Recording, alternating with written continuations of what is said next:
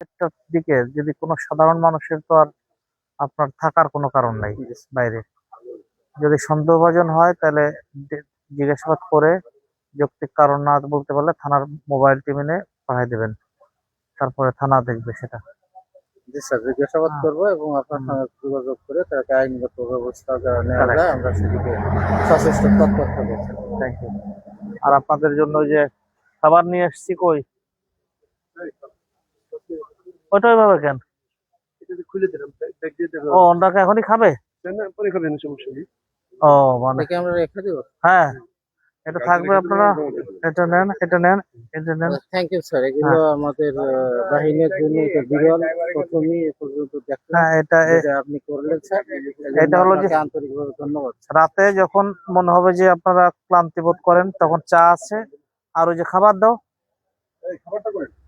তো এই খাবার খেয়ে নেবেন। এটা ধরেন, খাবারটা আপনি এইভাবে আমি দেবো নাকি 250 দিয়ে দেন, 250 দিয়ে দেন। কাপ আছে, কয়টা কাপ দিচ্ছেন? চারটে। ঠিক আছে, এখন খেয়ে নিতে পারেন, এখন খেয়ে নিতে পারেন। আর ঠিক আছে, সময় নিয়ে নেব। ওকে, থ্যাংক ইউ।